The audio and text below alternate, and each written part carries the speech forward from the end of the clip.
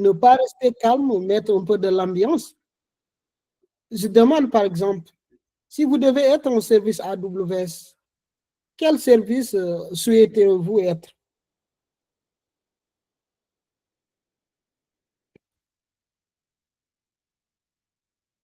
Est-ce que ça fait du sens pour ma question?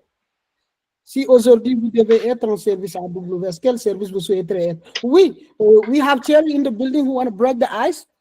Oui, Thierry. Ok, merci, coach. Si ça verrait être soit un service dans AWS, je vais choisir le service EC2. Et EC2. EC2. Good. Pourquoi vous voulez être EC2? Oui, disons, EC2 n'est pas différent d'un ordinateur. Disons, c'est un ordinateur virtuel, ou bien un serveur virtuel, si on peut dire par là. Et avec ça, on peut faire beaucoup de choses, en fait. Ok. All right. All right. Thank you. Thank you. Merci beaucoup. Mahfouz, oui. Mahfouz a la main levée. Moi, je souhaiterais être un AWS Lambda. Ah ouais? Ah, Mahfouz, tu m'as marché sur la langue. Parce que je veux parler seulement quand on me donne la parole.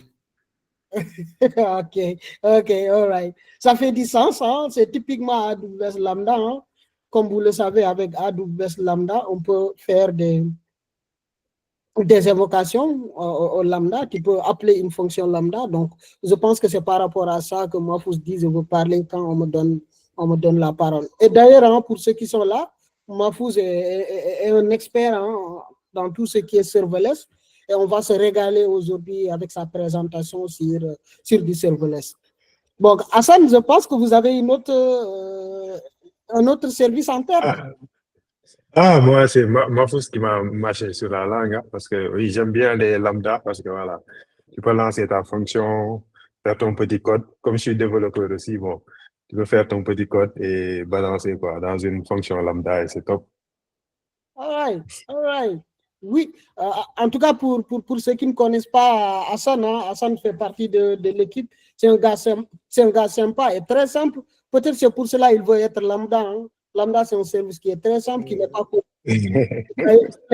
Hassan. Hein.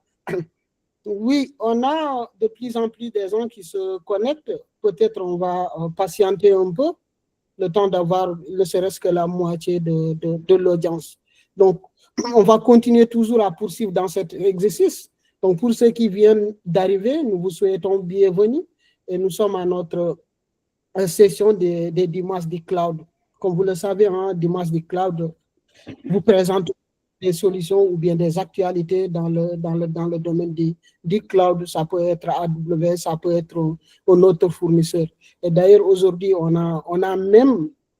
va même parler de l'intelligence artificielle grâce à Kajetu et son équipe qui ont déployé un superbe chatbot Néné, donc ils auront l'occasion d'en parler. En dehors de cela, on aura aussi quelques updates par rapport à la journée du cloud. Comme vous le savez, chaque année, on organise la plus grande webconférence de l'Afrique de l'Ouest. Et je vous garantis que cette année aussi, ça va être explosif avec des thématiques d'actualité et autres. Donc, je pense qu'Assana aura la chance de vous parler un peu de la journée du cloud. Donc, on poursuit l'exercice. Hein. Si vous devez être en service AWS, quel service souhaiterez-vous être? Je pense que that's not fair, c'est pas équitable. Je suis en train de demander, encore dit, hein, quel service je souhaiterais être. Moi, je veux être AWS Organization, hein, parce que tout simplement, j'aime centraliser. Donc, comme vous le savez, avec AWS Organization, vous pouvez avoir plusieurs comptes dans un contexte d'une entreprise et organiser vos comptes sous forme d'unité organisationnelle et autres. Donc, moi, depuis longtemps, j'ai toujours voulu être dans tout ce qui est gestion centralisée, patati patata et autres. Donc, de ce fait, je pense que AWS Organization colle bien à ma personnalité. Est-ce que nous avons un volontaire? Do we have a volunteer? Si vous devez être en service AWS, quel service souhaiterez-vous être? Allô? Oui, Ado? Si je devais être en service AWS, je choisirais par exemple être Lambda. Lambda, parce que ça permet d'avoir une certaine flexibilité, une certaine autonomie, et ça s'intègre vraiment. Je suis pas un développeur, principalement. J'ai une base en développement, mais euh, Lambda permet d'avoir vraiment une certaine agilité et de s'intégrer à ça permet de s'interconnecter à beaucoup de services. Vraiment, ça, c'est le cœur. Moi, je pense que c'est l'un des services phares d'AWS, un service en serveur qui permet serverless, quoi, qui permet de faire des tonnes et des tonnes de choses. Et cette flexibilité-là m'intéresse beaucoup. All right. Merci beaucoup. Hein. Apparemment, Lambda est beaucoup aimé hein, dans l'audience. Je pense qu'on a eu 3 ou 4 personnes qui ont beaucoup être Lambda. Donc, du coup, moi, je pense que je vais changer de camp. Hein. Je vais être Lambda, je ne veux pas être AWS Organization. Je vais rejoindre l'équipe. Oui, nous avons notre sœur Eben qui veut prendre la parole. Eben, vas-y. Allô? Oui. Oui, bonsoir à tous. J'ai pris un match là, mais bon, ouais, moi, je ne veux pas être lambda comme vous tous. Je souhaitais être blue. Blue. Je serai connecté à quasiment tout le monde. Je vais extraire ce que j'ai à extraire. Je vais transformer ce que je vais faire. Et puis, si je dois populer des bases, des systèmes plus tard, bon, voilà quoi. Donc, un peu un maillon au milieu de tout le monde, quoi. Voilà. Donc, je vais être bleu. All right. Thank you. Thank you. Merci beaucoup. Hein. Nous voyons, en tout cas, il vient d'apporter de la diversité. Donc, tout le monde a voulu être lambda. Lui, il nous sort le gros lot Glue. Amazon Glue, oui. Donc, Glue, hein, pour ceux qui ne connaissent pas Amazon Glue, c'est un service de AWS qui est utilisé pour l'analyse des données. Good. Donc, je pense qu'on ne va pas tarder. On va commencer. On va commencer la session. Donc, merci, hein, bienvenue à notre édition, les dimanches cloud. Nous avons aujourd'hui le plaisir de vous présenter des super speakers, Hassan Mahfouz et l'équipe de Kadjatou. Et aussi, nous aurons aussi l'occasion de vous annoncer quelques actualités par rapport au cloud. Donc, je pense que sans tarder, on va commencer la session. Du coup, il y aura par rapport à l'agenda, il y aura des groupes de speakers. Donc, je pense que premièrement, il y aura Mahfouz qui va présenter son démo ou sa présentation. Après, il y aura l'équipe de Kadjatou et puis il y aura Paula. Donc, Paula qui n'est pas encore là, mais elle est en train de se connecter. Et après chaque session, on fera des annonces ou bien des pauses publicitaires en tout cas. Même si c'est des publicités qui ne sont pas payantes, mais on fera des pauses publicitaires. Donc, sans tarder, Mahfouz, est-ce que vous êtes prêts à prendre le relais? Oui, exactement. Je suis prêt, coach Québec. Good. Donc, je vous donne le droit de partager votre écran et ainsi de partager même, d'activer votre vidéo. Donc, moi, je vais me muter.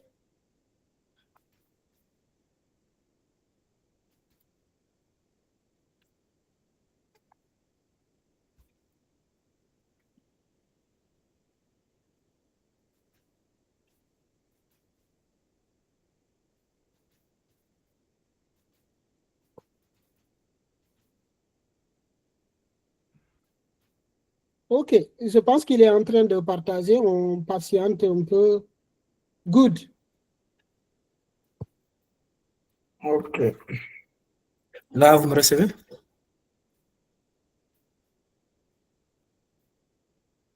Oui, vous êtes audible. OK, super. Donc, bonsoir tout le monde. Moi, c'est bienvenue déjà à cette session le dimanche du cloud et cette partie consacrée au serverless.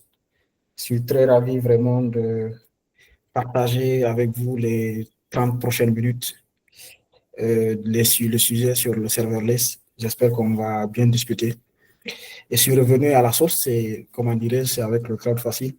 J'ai appris, comment dirais-je, j'ai découvert en quelque sorte le serverless pour la première fois à travers une présentation qui a été organisée, je me rappelle bien, par, j'oublie un peu son nom, c'est Mangasuba. Je pense que c'est de là, tout est parti. J'ai eu vraiment, comment dirais-je, j'ai beaucoup aimé la présentation. Après ça, je suis allé checker et voir, comment dirais-je, comment c'est quoi ce truc qui vient d'être présenté. Ça m'a beaucoup intéressé. Je me suis vraiment donné dedans. Et aujourd'hui, ça va, j'ai essayé de m'en sortir pas mal. Et c'est vraiment une fierté pour moi de revenir là où j'ai découvert ce truc pour faire une présentation encore aujourd'hui. Et non seulement présenter des concepts, mais présenter un projet sur lequel j'ai travaillé et fait sur du full stack serverless. Donc, comme déjà vous pouvez le voir sur cette diapositive, je suis Mahfouz Diallo, je suis développeur basé en République de Guinée, à Conakry. Je suis passionné par tout ce qui est développement. Et spécifiquement, j'utilise des technologies telles que Java Spring Boot, Node.js et évidemment le serverless. Je suis aspirant entrepreneur. J'ai travaillé, j'ai une startup qui est de crowdfunding qui a été fondée en 2018 et spécialisée dans le domaine agricole. Je suis aussi dans la formation. Je participe à des formations pour des étudiants dans les différentes universités en Guinée ici, mais aussi à travers des meet-ups avec des communautés. Je suis passionné, très, très passionné de foot. Et en fait, je suis fan du club FC Barcelone et Visca Barça. Pour ceux qui me suivent sur les réseaux, ils savent que c'est presque la majeure partie du temps, mes posts sont basés sur le foot. Donc, voilà le sommaire sur lequel on va travailler. On va faire une présentation en quelque sorte, déjà fait. On va se poser la question de savoir c'est quoi le serverless et c'est quoi les cas d'usage. Je vais vous parler d'un projet qui s'appelle Dongum. C'est quoi les technologies, comment dirais-je, utilisées pour développer ce projet-là et c'est quoi les défis que mon équipe et moi, on a rencontrés lors de la mise en place de ce projet. Je suis d'ailleurs très content que le développeur front-end de ce projet soit présent dans ce meet-up. Donc, c'est quoi, entrons dans le vif du sujet, on va répondre à la question de savoir c'est quoi le serverless. Serverless, quand on prend le mot serverless en tant que tel, ça veut dire une traduction directe en français, ça veut dire sans serveur. Mais il faut noter que le mot, quand on prend au prime abord du mot sans serveur, ça ne veut pas dire que lorsque vous travaillez sur un projet serverless et que vous le déployez, il n'y a aucun serveur qui tourne derrière. Non. Il faut juste noter que le serverless est un modèle de développement cloud natif qui permet de créer et d'exécuter des applications sans avoir géré des serveurs. Ça veut dire tout simplement que vous, en tant que développeur, vous êtes, comment dirais-je, entièrement exempté de, comment dirais-je, de toucher à l'infrastructure sur laquelle votre application est en train de tourner. Donc, vous, en tant que développeur, vous ne vous souciez plus déjà que vous ne vous souciez plus de l'infrastructure, vous allez uniquement vous concentrer sur votre code. Donc, en quelque sorte, ce modèle se repose en quelque sorte sur des fonctions qui sont exécutées, comment dirais-je, à la demande. Donc, vous, en tant que développeur, ça vous permet de vous concentrer plus sur, comment je vais appeler ça, sur la logique métier de votre projet. Et c'est quoi les cas d'usage, comment dirais-je, du serverless? En fait, le serverless, il est utilisé dans le développement d'API. Lorsque, par exemple, vous voulez développer des API, par exemple, pour une application, supposons que vous avez une application mobile qui doit faire X fonctionnalités, quelque chose comme ça, vous pouvez utiliser, comment dirais-je, le serverless pour développer vos API. Et, par exemple, ces API peuvent être, comment dirais-je, partagés en microservices très REST ou du GraphQL. En quelque sorte, il y a aussi l'automatisation. Vous pouvez, comment dirais-je, utiliser le serverless pour faire de l'automatisation, que ce soit, comment dirais-je, redimensionner des images après upload, les convertir des fichiers PDF, ou peut-être même envoyer des notifications, par exemple, Lorsque, par exemple, il y a une action qui est effectuée, vous pouvez envoyer des notifications, soit par email, Slack ou des SMS. Et donc, c'est un peu ça, comment dirais-je, tout ce qui concerne le cas d'usage du serverless. Maintenant, faisons une étude comparative en quelque sorte du serverless avec l'infrastructure traditionnelle. En fait, là, pour mieux comprendre un peu le sujet serverless, il faut le comparer à l'approche traditionnelle qu'on connaît déjà. Et on va faire cela avec quelques critères basés sur la gestion des serveurs, la scalabilité, le coût et un peu la sécurité. Premièrement, partons sur la gestion des serveurs. En serverless, en fait, on a déjà dit lors de sa définition qu'elle est entièrement automatisée et gérée par, comment dirais-je, par le fournisseur cloud. Donc, vous n'avez pas besoin, et à ce niveau, vous n'avez pas besoin de gérer des serveurs. Tandis que lorsque nous prenons le monde traditionnel que nous connaissons tous, en fait, à ce niveau, toutes les équipes, on a spécialement, plus souvent, une équipe qui s'occupe manuellement de tout ce qui est installation, configuration et la maintenance. Et ça, c'est le point numéro 1, c'est concernant la gestion des serveurs. Lorsqu'on part sur, comment dirais-je, sur le deuxième point, c'est qui est de la scalabilité, les applications serverless, elles s'adaptent automatiquement à la demande. Si aujourd'hui, on déploie une application serverless et on a tabulé sur 1000 utilisateurs au début et que l'application, elle cartonne, elle est utilisée par si au début c'est 1000 utilisateurs, soudainement on passe à des millions d'utilisateurs, vous n'avez pas à vous prendre la tête, vous n'avez pas à vous soucier de scaler de votre infrastructure, ça se passe automatiquement. Et donc, vous n'avez pas à vous soucier de ce côté-là. Tandis que lorsque, par exemple, vous avez une infrastructure classique, ça nécessite, comment dirais-je, une intervention, des configurations. Même si c'est au début, vous allez, comment dirais-je, faire vous prévoyez, si vous avez déjà prévu des pics de charge, vous allez prendre le temps, par exemple, de faire des configurations, que ce soit manuel ou à travers des scripts que vous allez programmer pour que lorsque il y a un pic de charge inattendu, pour que votre système puisse vraiment s'adapter à ça. Donc, il y a aussi ce troisième point qui est par rapport au coût. Le modèle économique est complètement différent à celui, comment dirais-je, de l'infrastructure traditionnelle. Avec l'infrastructure, avec le serverless, vous êtes facturé seulement quand vous utilisez le service. Par exemple, lorsque vous déployez une application serverless, si vous faites, comment dirais-je, quand je prends une fonction, c'est une fonction que vous avez déployée, vous faites une semaine sans que si en une semaine vous avez 0 utilisateur, vous savez que vous n'êtes pas facturé. Vous êtes facturé seulement, comment dirais-je, vos utilisateurs appellent votre système, c'est qu'ils appellent vos API. Donc, vous êtes facturé, comment dirais-je, par rapport à ça, au temps d'exécution de votre fonction et par rapport aux données qui sont transférées. Donc, c'est seulement lorsque votre système est utilisé que vous êtes facturé. Tant qu'il n'est pas utilisé, votre système, il dort, il est au repos. Par rapport maintenant, comment dirais-je, à une infrastructure traditionnelle, là, dès que vous lancez vos serveurs, qu'il y ait un utilisateur ou pas, tant que votre service il tourne, c'est que vous êtes facturé pour ça. Et par rapport, comment dirais-je, à la sécurité, au quatrième point, sécurité, c'est géré en partie par le provider. En partie, c'est le provider, lui, s'occupe de tout ce qui est, comment je veux dire, la sécurité de l'infra.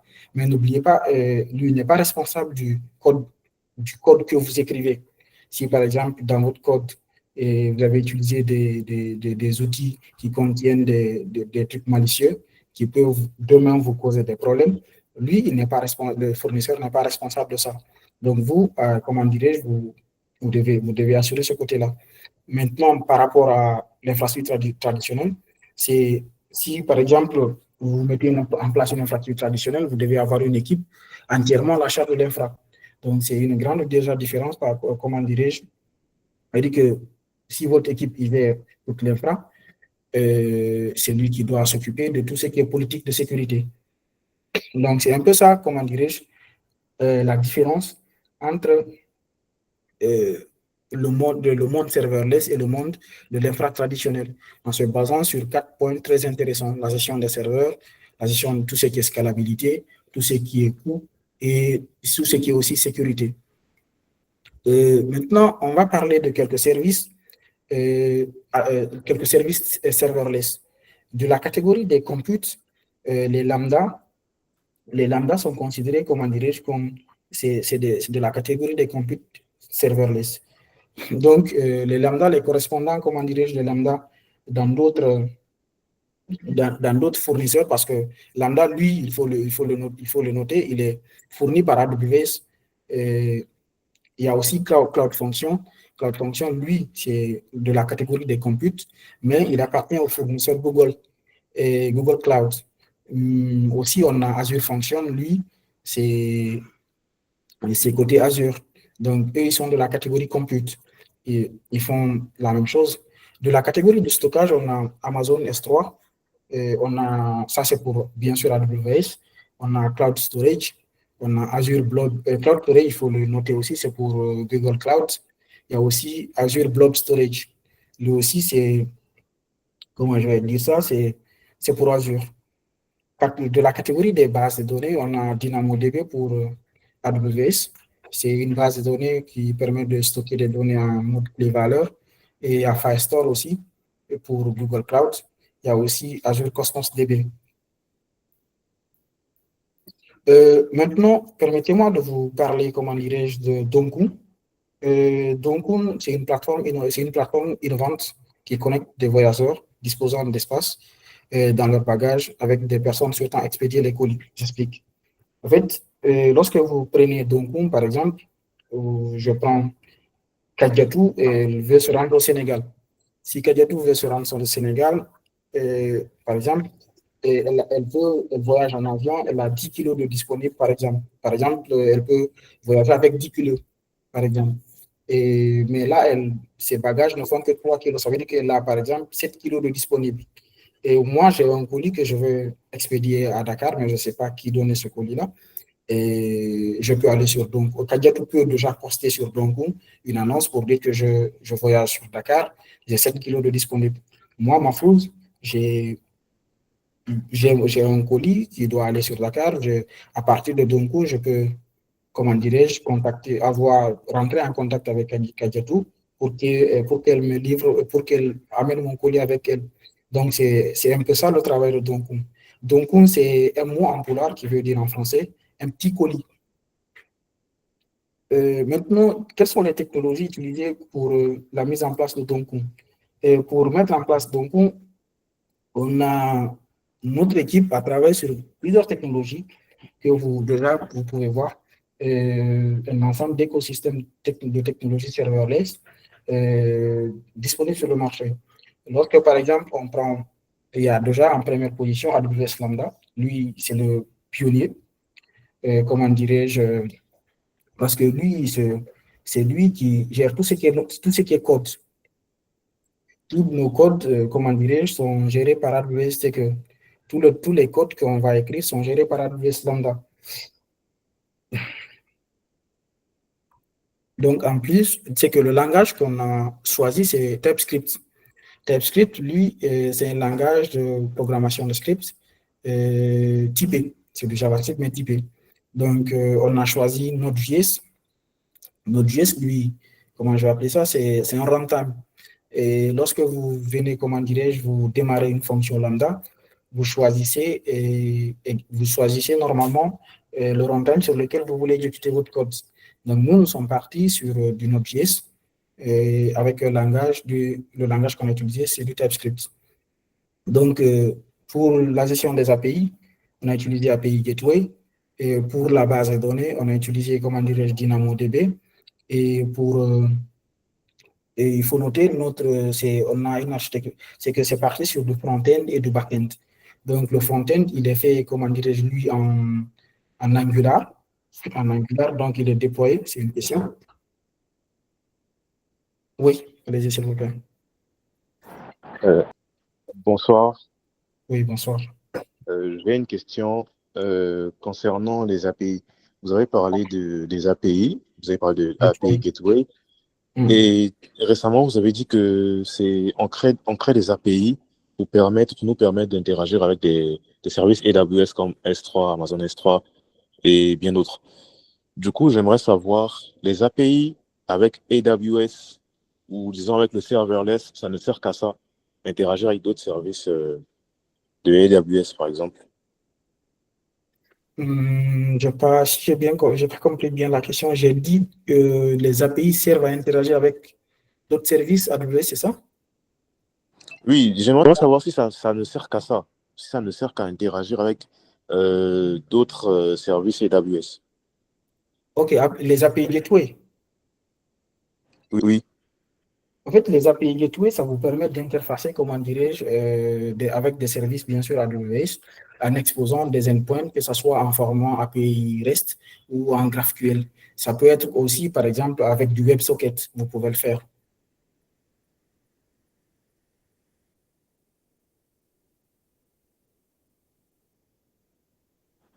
D'accord. Ce que j'aimerais savoir, c'est que est-ce que ces API jouent le même rôle que je vais m'expliquer. Je peux par exemple consommer une API de la météo, par exemple, une API quelconque. Est-ce que de ce côté-là, ça joue le même rôle? Dans le sens où on peut consommer une API qui va nous permettre de faire un certain nombre de choses, on va dire. Lorsque, par exemple, vous dites des API qui renvoient des données de météo, c'est ça? Oui.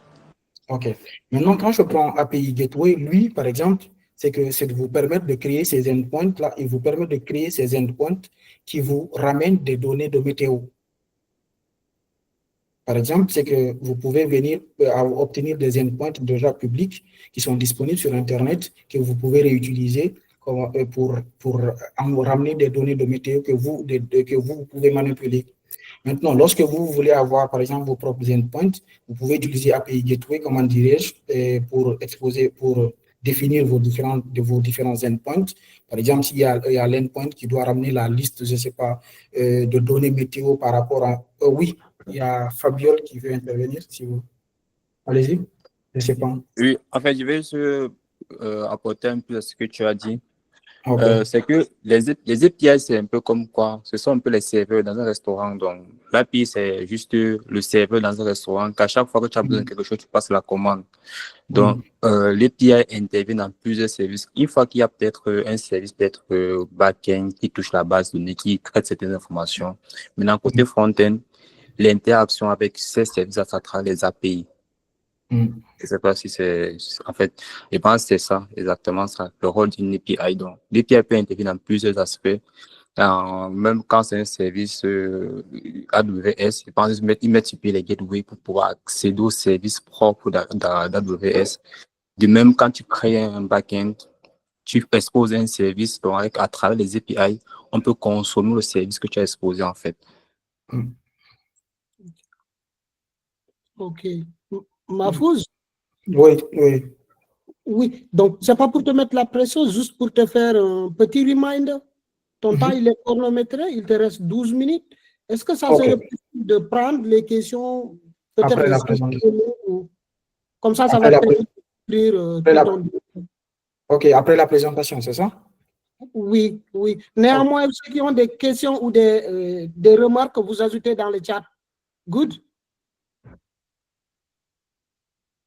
Ok, donc on continue. Donc je disais en fait, je reviens au niveau des API Gateway. Donc on a utilisé les API Gateway pour pouvoir exposer nos différents endpoints parce que déjà, ils jouent, comment dirais-je, un rôle très important par rapport, comment dirais-je, à la sécurité et même par exemple à la gestion à la limitation des requêtes. Donc un ensemble de choses un ensemble de choses qu'on peut utiliser avec les API Gateway, ça nous a apporté beaucoup. Côté base de données, on a utilisé DynamoDB, c'est une base de données NoSQL et parfaitement adaptée, comment dirais-je, par rapport à l'architecture que nous, on voulait mettre en place. On a utilisé Amazon S3 pour déployer, comment dirais-je, notre front-end. Notre front-end, c'est de Angular, il est déployé sur S3 et pour stocker certains des fichiers des utilisateurs. Par exemple, si on demande, par exemple, des cartes d'identité ou autre chose, donc ces fichiers-là sont stockés dans S3. On a utilisé, comment dirais-je, Midly. Midly, c'est un middleware. En fait, lui, il nous a permis, en quelque sorte, c'est une sorte de middleware qui se situe entre, par exemple, la requête, qui peut se situer en quelque sorte entre la requête et la fonction lambda. Ça nous permet de filtrer, comment dirais-je, un certain nombre d'informations, ou ça peut concerner la validation des données des utilisateurs, ou par rapport même aux réponses, et customiser les réponses qu'on va envoyer aux différents utilisateurs.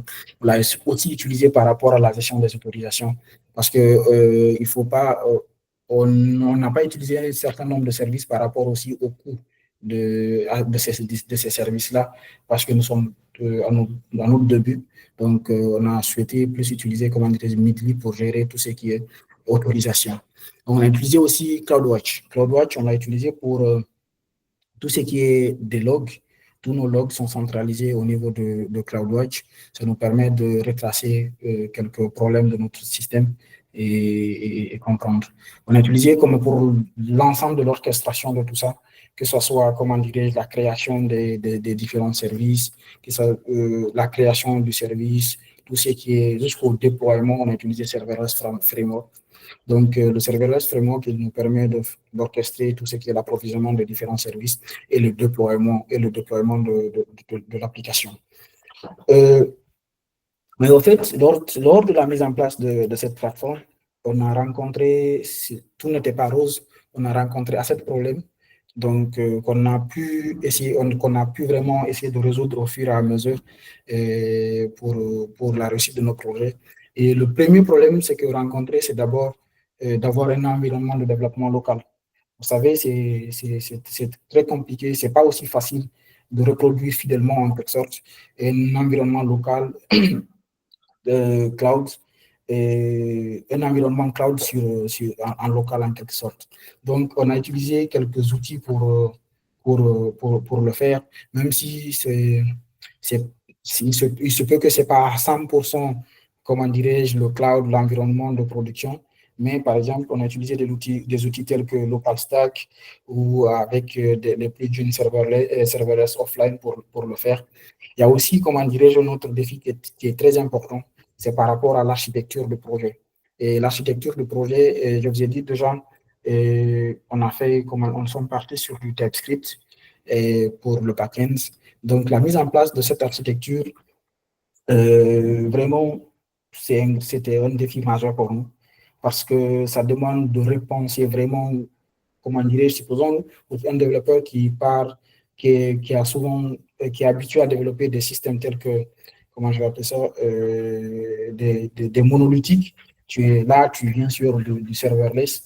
Il faut, comment dirais-je, complètement repenser l'architecture et il faut, comment dirais-je, favoriser des fonctions très légères parce que c'est très, très important.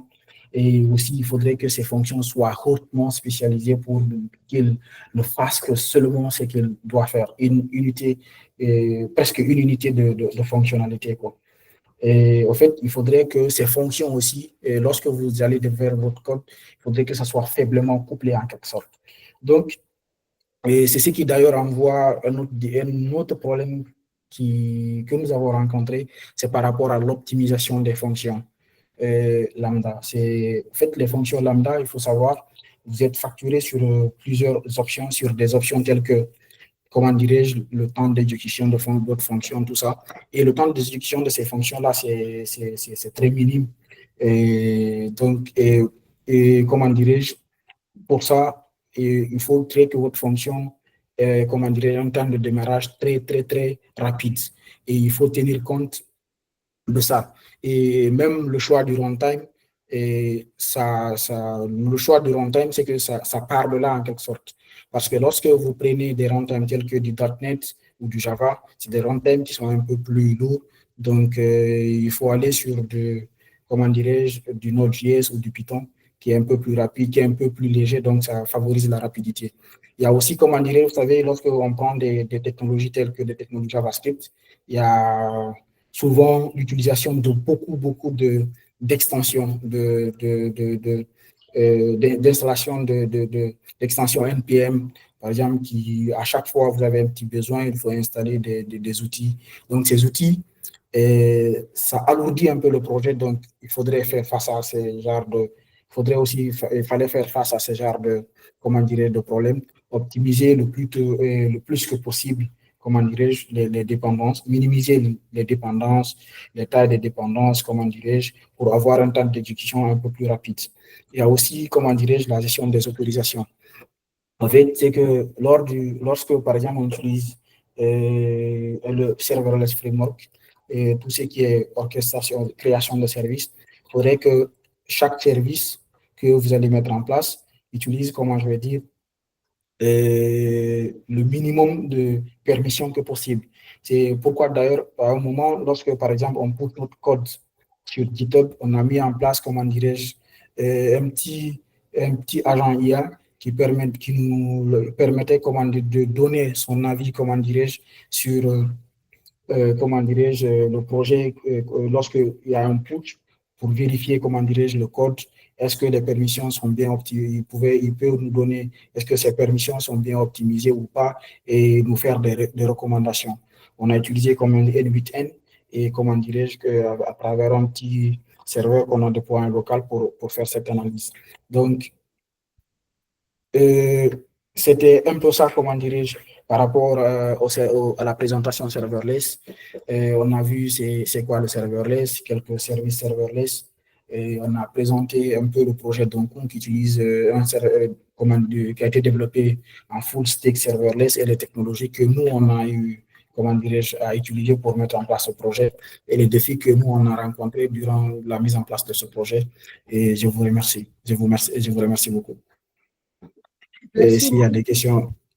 Pour cette belle présentation sur serverless. En tout cas, on a appris beaucoup, hein, surtout quand vous faites la comparaison entre les services de serverless disponibles chez AWS, chez Google, chez Azure et autres. Donc, évidemment, il vous reste 3 minutes. Peut-être on peut en profiter pour répondre à quelques questions. Par exemple, on a une question dans le chat. Dans le runtime, Java est plus rapide que Python, je pense bien. Je ne sais pas si c'est une affirmation ou une question.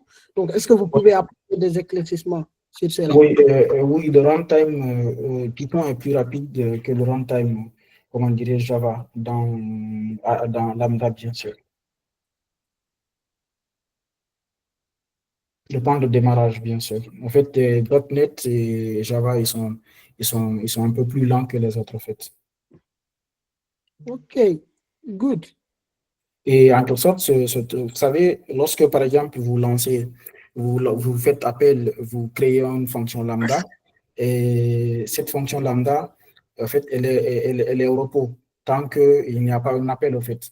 C'est lorsque, par exemple, vous faites un appel, et automatiquement, le runtime que vous avez approvisionné au début, et comment dirais-je, est mis en place.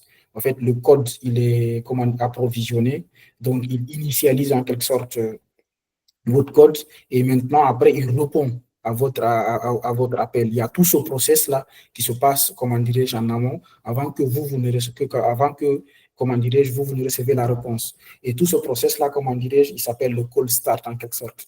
Et le call start, en fait, lorsque vous appelez une fonction, il reste là 15 minutes au maximum avant que l'environnement ne soit détruit. Donc, 15 minutes, la fonction, elle est prête, comment dirais-je, à répondre directement lorsque vous appelez. Mais après 15 minutes, cet environnement-là, il est cassé. Donc, il faut encore reprendre le process à zéro et pour qu'elle puisse vous répondre. Donc, il faudrait, dans le choix de votre runtime, il faudrait prendre ça en compte pour avoir un runtime qui donne le démarrage un peu plus rapide. Donc, souvent, je crois, ils disent que Node.js et Python, c'est en quelque sorte à 300 millisecondes de démarrage. Et .NET et Java, c'est un peu plus high, quoi. All right. Merci beaucoup, Mahfouz, pour ces éclaircissements. Bonsoir. C'est quoi les maîtrises que vous utilisez en général pour décider de mettre ou pas une application sur serverless ou pas? Donc, on va prendre cette question, Mahfouz. En fait, c'est quoi les métriques que nous utilisons pour savoir, on dit bonsoir, c'est quoi les métriques que vous utilisez en général pour décider de mettre ou pas une application sur le serverless ou pas? En fait, par exemple, donc on partait sur déjà, comment dirais sur du MVP. Donc, lorsque par exemple vous avez une idée de projet, c'est du MVP pour aller plus vite, vous pouvez aller sur le serverless. vite fait, par exemple, vous développez des endpoints que vous pouvez exposer, comment dirais-je, pour être consommés. Donc, vous n'avez pas à configurer des serveurs par-ci, par-là, donc ça vous permet d'aller un peu plus vite. Par exemple, sur des projets en plus, qui, comme je l'ai dit, comme j'ai mentionné dans les cas d'utilisation, tout ce qui est automatisation, et vraiment, les lambdas sont aussi très bien pour ça, quoi. Ok, great, great. Merci beaucoup, Mahfouz, pour cette très belle présentation. En tout cas, on espère te revoir la prochaine fois pour faire une présentation de qualité à nouveau. Donc, pour ceux qui connaissent le cloud facile, vous savez que chaque année, on a un rituel qu'on appelle la journée du cloud. C'est en ce sens que je vais appeler Hassan afin de nous parler un peu de journée du cloud. Hassan, est-ce que vous êtes là? Yes, coach, je suis là. Great. Allez, Yes. Est-ce que ça va, vous m'entendez bien? oui, vous êtes audible. Super, Donnez un merci. on est audible. Yeah, je pense que je suis audible. Merci beaucoup, coach. Merci. Alors, je me présente juste rapidement. Mon nom, c'est Hassan Chonba. Il y a une main levée, coach. Je ne sais pas, est-ce que c'est lié à la présentation des questions? Ou comment on fait? Il faut ajouter la question dans le chat si c'est une question. Ok, super. Super. Alors, mon nom, c'est Hassan Chonba. Je suis développeur web. Je suis également mentor et évaluateur toujours dans le cadre du développement web, dans des plateformes en ligne, telles que Open Classroom, etc. Donc, alors, oui, au sein de LCF, je suis chargé du partenariat. Donc, je suis chargé du partenariat au sein de LCF. Avec les partenaires, on discute vraiment des différents axes qu'on peut mettre en place pour avoir des partenariats fructueux. Et ce qui nous rassemble surtout, ce qui fait que je suis très excité d'être là ce soir, coach, c'est pour parler de la journée du cloud. Donc, pour la journée du cloud, je suis coordonnateur des hubs physiques. Mais bon, certains se demandent déjà peut-être c'est quoi les hubs physiques, mais on va revenir sur ça. Donc, voilà en bref pour ma présentation. Et pour la journée du cloud. Donc, déjà, c'est quoi la journée du cloud? La journée du cloud, c'est un événement annuel, comme l'a dit coach.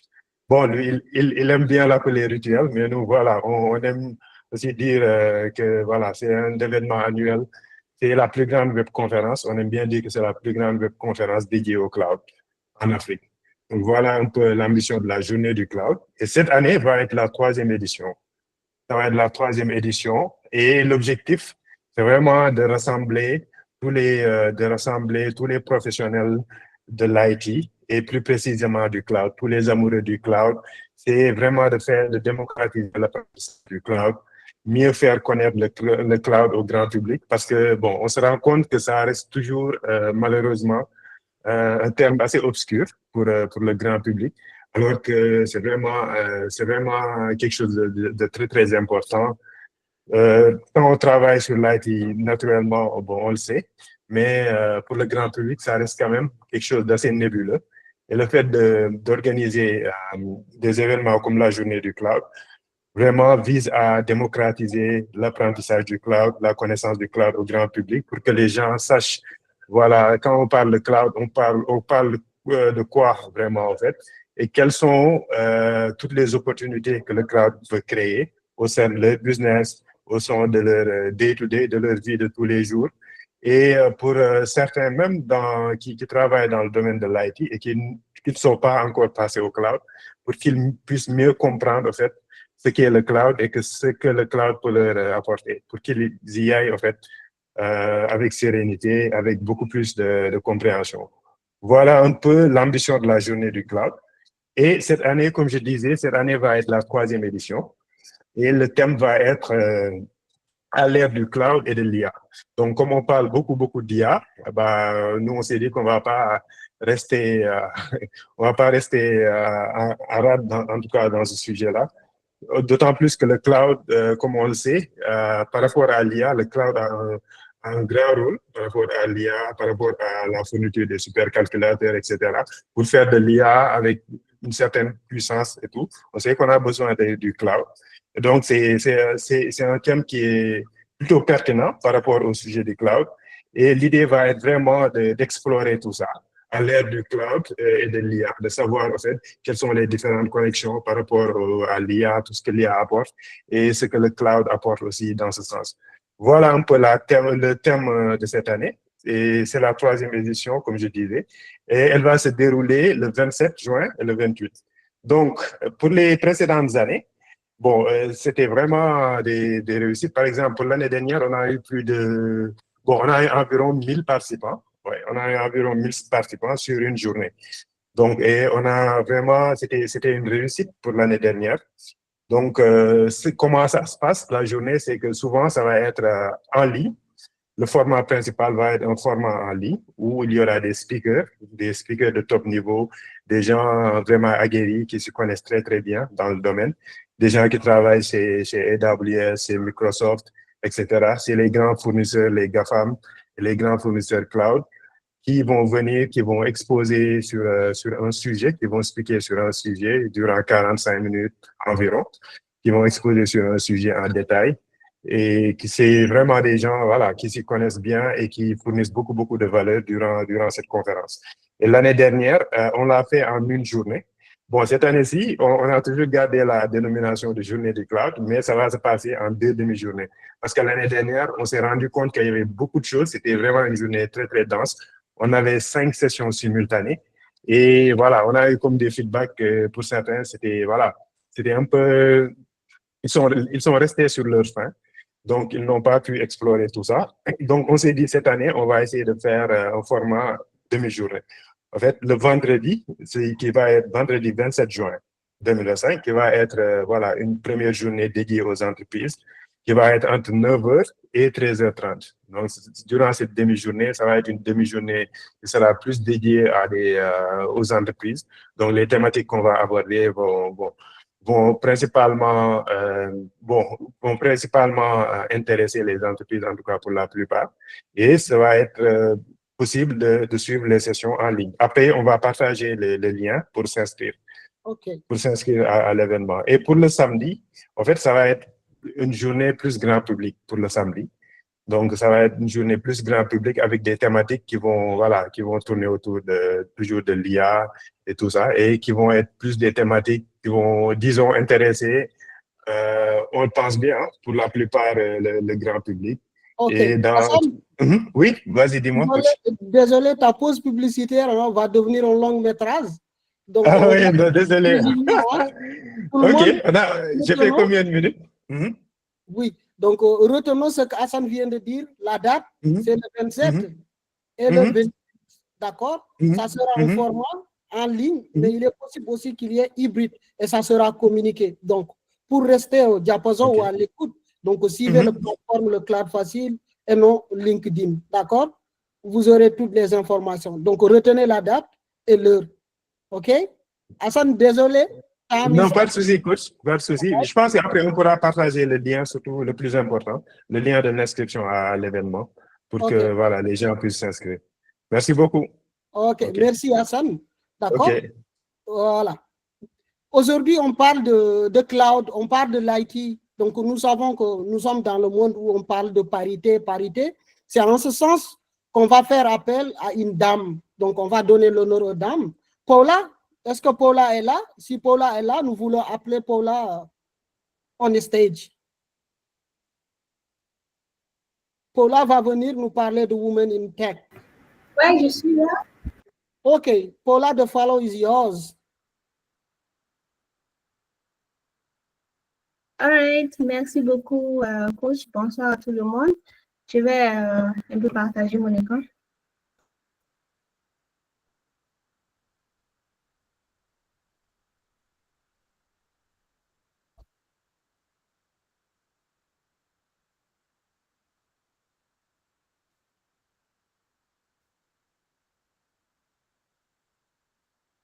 Le temps que Paula partage son écran, je pense que je viens de voir une question dans le chat. Voilà. Est-ce que les grandes écoles et les universités sont aussi des priorités pour la journée du cloud? Donc, la journée du cloud, tout le monde... Oui, oui, Paula, ça vient. Patiente. Donc, la journée du cloud, tout le monde est prioritaire, hein, que ce soit des écoles, des entreprises. D'ailleurs, c'est en ligne et c'est gratuit pour tout le monde. Donc, Eben, je pense que tu as eu ta réponse. Oui, Paula, vous pouvez y aller. D'accord. Bonsoir, bonsoir à tout le monde. C'est vraiment un plaisir pour moi de partager avec vous aujourd'hui. Je m'appelle Paula Ali Wakabi et je suis la fondatrice de Women in Cloud Africa. Et aujourd'hui, je veux vous parler de la communauté. Voilà, donc je me nomme Paula Ali Wakabi et mon pseudonyme c'est Miss Cloud. Je suis ingénieure DevOps à Azon Information System au Ghana et je suis le leader de AWS User Group de Yaoundé au Cameroun et je suis AWS Community Builder et comme je l'avais dit tout à l'heure, je suis la fondatrice de Women in Cloud Africa. Et juste récemment, j'ai été sélectionnée en tant que coach à le Cloud Facile et je suis aussi coach à AWS New Voices et je fais également du mentorat sur le côté. Voilà, maintenant parlons de Women in Cloud Africa. Qui sommes-nous? Women in Cloud Africa, c'est une communauté dédiée à l'autonomisation des femmes africaines dans le monde et de la technologie cloud. Voilà, pourquoi est-ce que nous avons créé Women in Cloud Africa? Nous avons remarqué qu'il y avait un big gap entre les hommes et les femmes qui sont dans le cloud. C'est vrai que généralement, dans le domaine du tech en général, il y a ce fossé entre les hommes et les femmes dans le domaine. Donc, du coup, nous avons essayé de créer cette communauté pour pouvoir soutenir les femmes qui sont intéressées par le cloud et par le tech en général. Et nous avons également remarqué que plusieurs femmes cherchent, plusieurs jeunes filles, je dirais, cherchent généralement à se connecter avec d'autres personnes, d'autres figures, disons des role modèles dans le cloud, mais c'est un peu difficile parce que ces personnes ne sont pas trop visibles sur le net ou bien elles ne sont pas actives sur les réseaux sociaux, je dirais. Voilà, donc nous avons créé cette communauté pour pouvoir mettre en spotlight les femmes qui ont une carrière déjà bien tracée dans le cloud. Voilà, c'est quoi notre mission? Je pense que j'ai déjà summarisé dans ce que je viens de dire. Donc, nous cherchons à autonomiser les femmes et les filles africaines en leur donnant accès à des compétences, des formations et des opportunités dans le cloud. Et notre vision, c'est de créer une industrie technologique cloud inclusive et équitable à travers toute l'Afrique. Et pourquoi pas dans le monde, dans le futur. Voilà, donc, qu'est-ce que nous faisons exactement? Nous organisons généralement des meet-ups, des ateliers de formation, des mentorats, de coaching, et nous essayons également de mettre en contact ces jeunes filles qui sont intéressées par le cloud. Nous essayons de les mettre en contact avec, comment dire, plusieurs autres women qui sont déjà bien établis dans le domaine du cloud pour qu'elles puissent apprendre des choses à partir à travers celle-là. Voilà. Désolée, mon français est en train de disparaître un petit peu. Donc, voilà. Et jusque-là, nous avons organisé plusieurs meet-ups parce qu'au début, avant que nous ne rendions la communauté ouverte sur le net, au début, c'était juste genre un groupe de filles à qui je donnais genre des formations gratuites sur le cloud et sur le développement web. Et maintenant, avec le temps, je me suis rendu compte qu'il y avait plusieurs personnes qui s'intéressaient à ça et j'en ai discuté avec Deliswa et voilà, elle m'a demandé elle m'a recommandé plutôt de rendre ça genre un peu plus visible pour que d'autres jeunes filles puissent avoir accès à cette plateforme. Voilà, c'est là où j'ai décidé de créer une page sur LinkedIn et Instagram. Et voilà. Donc, so far, on a juste eu, je pense, environ deux événements en ligne formels, à part les petites formations qu'on avait l'habitude de faire.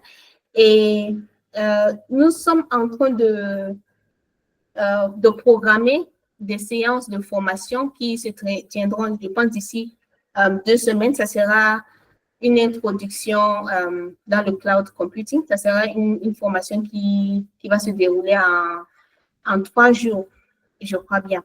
Et voilà, tout ça, c'est dans le but de non seulement promouvoir le cloud computing, mais également à soutenir ces jeunes filles qui cherchent à grandir dans ce domaine et qui cherchent à avoir genre des figures, des role models, je dirais, pour pouvoir apprendre à partir de cela. Voilà, et également, nos webinaires sont ouverts à tout le monde. Ce n'est pas seulement genre limité aux filles. Comme beaucoup de personnes se disent que, comme le nom c'est Women in Cloud Africa, donc moi je suis un homme, je ne peux pas me joindre à vous et tout. Non, non, non. La plateforme est ouverte à tout le monde. Et quand nous organisons des meet-ups, généralement on ajoute que en fait c'est ouvert, c'est pas restaurant, et nous aimons avoir genre des hommes, des garçons sur notre plateforme pour pouvoir soutenir, surtout genre les hommes qui aiment soutenir la cause des femmes, qui aiment se battre pour la cause des femmes. Voilà. Nous vous invitons tous à rejoindre nos formations, et si vous avez également des trucs à partager avec nous, peut-être vous voulez hold peut-être des séances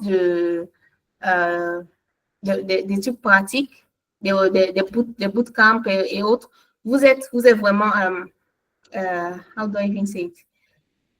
Vous êtes vraiment les bienvenus. La plateforme ne se limite pas uniquement aux femmes, mais nous aimerions avoir aussi des hommes qui sont là pour nous supporter. Voilà. Et voilà pourquoi c'est important. On a remarqué que, en fait, ce gap créait, how do I call it?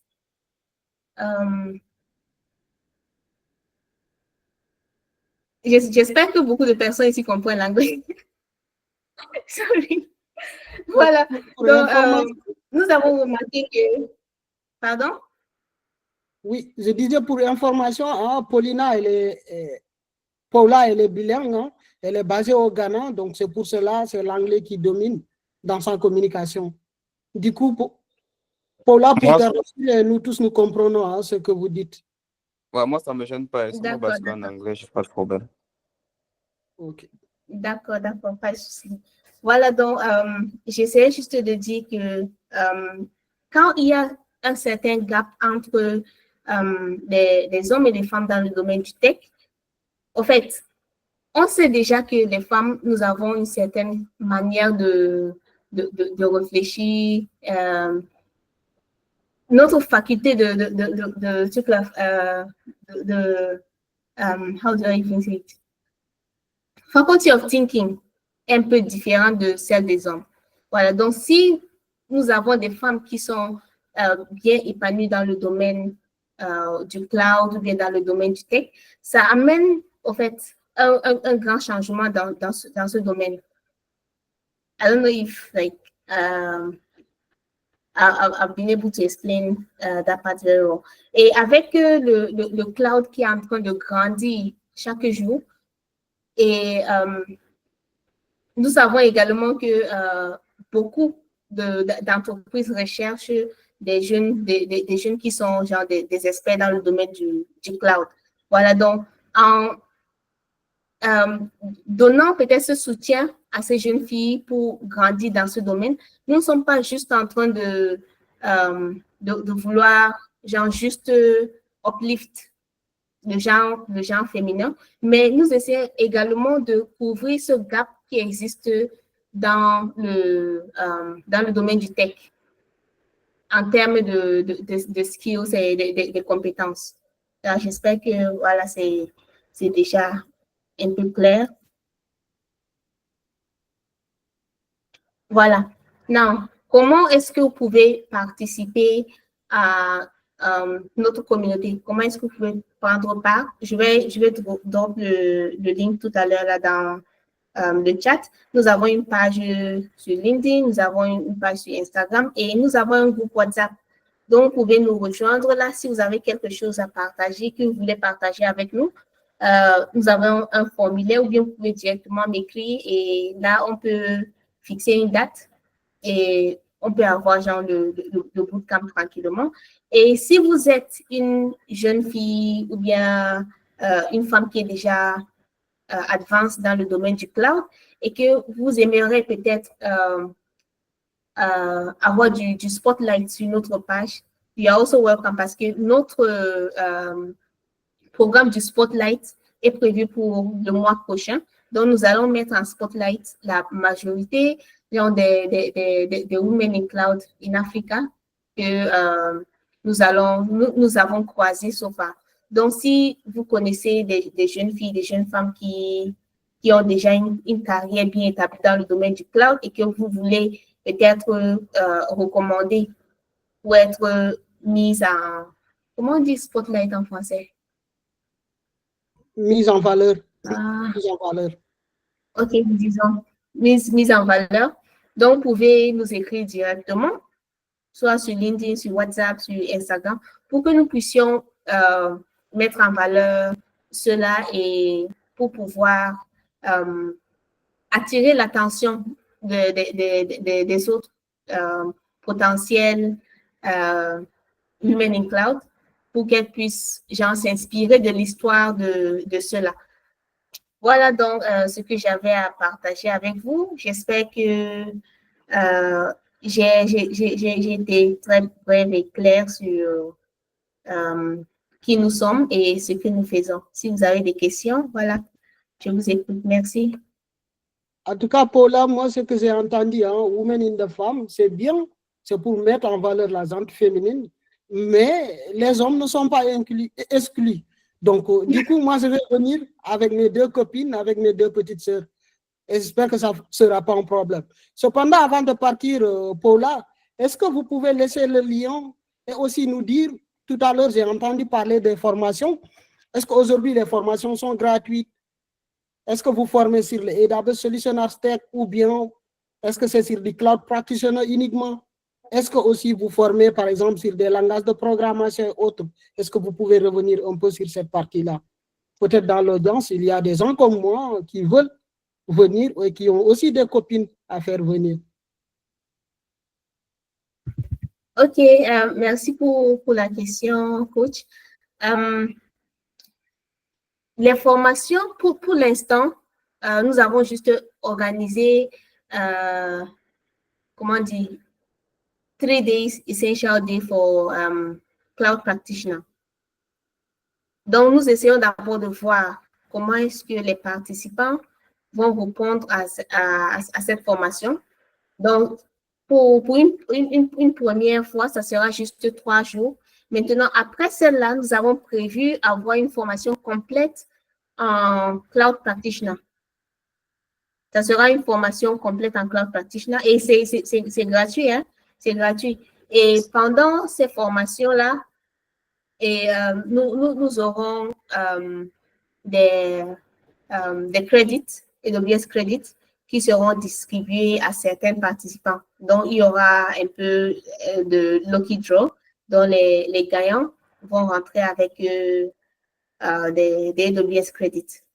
Maintenant, pour la grande formation, la formation complète dont je suis en train de parler, nous sommes en train de voir comment on peut participer avec AWS pour pouvoir avoir les vouchers pour les participants. Même si ce n'est pas pour tous les participants qui seront les plus actifs peut-être pendant cette formation auront droit à certains vouchers pour le Cloud Practitioner. Donc, pour l'instant, on se focalise juste sur le cloud practitioner. Et dans les mois à venir, voilà, au fur et à mesure que la communauté grandit, nous allons introduire également d'autres formations comme Solutions Architect et tout le reste.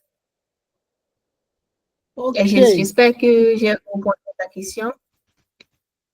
Effectivement, merci beaucoup pour cette réponse. Est-ce qu'on a des questions dans le chat ou bien est-ce qu'il y a des gens qui souhaitent contribuer ou féliciter?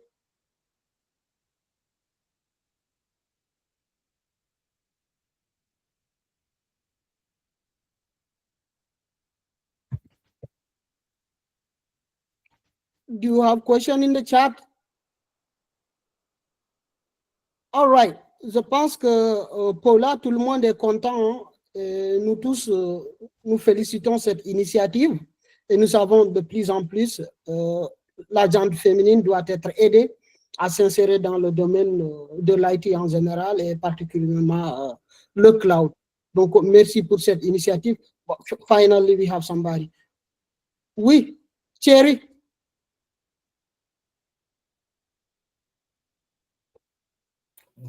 Non, c'était juste un complément à Paul. Hein. Donc, je voulais dire. J'essaie de laisser le lien de notre page. Oui, donc je voulais juste dire que en fait, c'est déjà très bien d'avoir pensé à cela. Sinon, c'est un bon projet. Il faut seulement chercher à vulgariser ça parce que je pense aussi entrer en contact peut-être avec aussi des universités.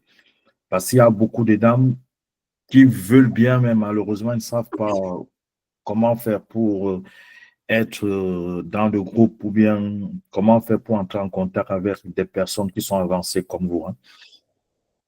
Ok, merci beaucoup. Hein. Tu as parlé d'un point très important hein, par rapport à ceux qui sont à l'université.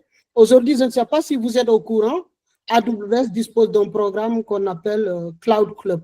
D'accord? Cloud Club, c'est dédié pour des gens qui sont à l'université et eux, que ce soit des femmes ou des hommes, ils peuvent organiser ce qu'on appelle des Cloud Clubs. Une fois que vous organisez des Cloud Clubs, vous allez avoir un leader, vous allez avoir des coupons d'examen, vous allez avoir aussi des crédits, comme Paula le dit, hein, crédit, ça peut être des centaines de dollars que vous allez pouvoir appliquer au niveau de votre compte AWS pour faire des labs, pour tester certains services. Donc, sans plus tarder, hein, on va passer à une autre pause publicitaire que je vais présenter. Et Hassan, tu me surveilles, hein, si je fais un long métrage, tu m'arrêtes automatiquement. Donc, non, moi, qu'est-ce que je... Ok, good. Donc, vous avez quoi comme annonce? Aujourd'hui, nous tous, nous savons. Est-ce que mon écran est visible? Parfait. Ok, good. Vous avez quoi comme annonce? Aujourd'hui, nous savons que pour préparer une certification AWS, en tout cas pour n'importe quelle certification dans le domaine de l'IT, vous avez la possibilité rapidement de trouver un cours et finir avec la certification. Mais on a vu de plus en plus les gens, lorsqu'ils lancent les cours e-learning ou lorsqu'ils font du self-taught, arrivé à un moment, ils vont être découragés ou bien les aléas de la vie fait de telle sorte qu'ils ne vont pas aller jusqu'au bout. C'est en ce sens qu'on a réfléchi, on a ouvert un nouveau programme qu'on appelle le coaching personnalisé ou bien le coaching one-of-one. Pour l'instant, dans quelle technologie on coach one-of-one? On fait du cloud practitioner et du AWS et ça associé. Maintenant, qu'est-ce que nous allons faire là-bas? Si nous prenons l'exemple de AWS et ça associé, aujourd'hui, pour préparer une certification, ce n'est pas apprendre la théorie. Nous tous, nous savons le combo aujourd'hui si tu utilises le cours de Stéphane Marek et les examens pratiques de Tutorial Jojo, là, facilement, tu peux réussir un examen. Mais derrière, quand tu finis, tu n'auras pas de connaissances ou bien en tout cas la partie pratique, ça va te manquer. Donc, on a réfléchi à un programme de coaching one-on-one, mais orienté projet. Durant ce coaching one-on-one, tu auras à implémenter à peu près 10 projets dans lesquels chaque projet couvre des aspects qui vont venir au niveau de l'examen. Donc, ce qui te fera à la fin, tu pourras facilement aller réussir la certification AWS et tu vas sortir avec de l'expertise, parce que tu vas travailler avec la console de AWS, avec des CLI, avec les outils de kit de développement. Donc, et ce programme dure 4 mois lorsqu'il s'agit du AWS Solution Architect. À côté, on a aussi le AWS Cloud Practitioner qu'on coach one-of-one. Donc là, si aujourd'hui tu décides de prendre ce coaching-là, tu auras un mentor ou un formateur qui va te coacher dépendant de tes disponibilités. Disons par exemple, toi dans la semaine, tu es un professionnel, tu n'as pas le temps, mais par contre, il ne serait un jour dans la semaine où tu es disponible, même si c'est 2 heures de temps, tu vas booker ta session et là, tu vas voir avec le coach, vous allez faire 2 parties au niveau du coaching. Une partie, vous allez parler des aspects théoriques et l'autre partie, vous allez parler des aspects pratiques. Vous allez pratiquer. Et à la fin, le coach va te donner même un challenge à faire et à corriger la semaine qui suit. Donc, cette coaching-là va durer 2 mois, mais ça peut aller un peu jusqu'à 3 mois pour pouvoir préparer l'examen. Mais aujourd'hui, on est tous d'accord, si tu prends le AWS Cloud Practitioner en 2 mois, tu peux vraiment aller la réussir. Maintenant, d'autres coaching qu'on a, mais ce n'est pas plutôt un coaching, en tout cas, c'est des formations ou des bootcamps. On a ce qu'on appelle le DevOps Essentials. Donc, le DevOps Essentials, d'ailleurs, pour tous nos coachings, ce n'est pas n'importe qui peut venir faire le coaching. Donc, il y a des critères d'éligibilité. Si je prends, par exemple, le DevOps Essentials, il te faut d'abord les bases en Linux, quelques notions de réseau, quelques notions de sécurité et autres. À l'issue de cela, après, on a évalué que tu as les prérequis, tu vas passer un entretien avec un coach qui dira que là, si tu peux vraiment aller faire le DevOps Essentiel ou bien il te manque quelque chose avant de prendre le DevOps Essentiel. Mais le DevOps Essentiel s'organise sous forme de cohortes. On peut avoir des cohortes de 10 ou plus. Et aussi, vous aurez un coach. Vous allez travailler sur des projets d'IDB jusqu'à la fin du coaching. On a encore un autre type de coaching qui est vraiment sollicité aujourd'hui, qui est le DevOps Advanced, que ce soit chez nous ou chez d'autres. On a vu qu'aujourd'hui, la tendance, c'est de l'IA et le DevOps. Le DevOps Advanced, c'est un coaching de 6 mois dans lequel vous allez avoir plusieurs projets à faire, projets sur des Kubernetes, sur des Jenkins, sur des GitLab, sur du monitoring, whatever. Donc, ce coaching aussi, ça va être orienté projet. Du début jusqu'à la fin du coaching, vous allez travailler essentiellement sur des projets. Maintenant, ceux qui souhaitent aller faire ce coaching-là, vous pouvez aller dans la plateforme du Cloud Facile et dans la rubrique coaching et vous allez le voir. Mais aussi, je vais laisser le lien dans le chat.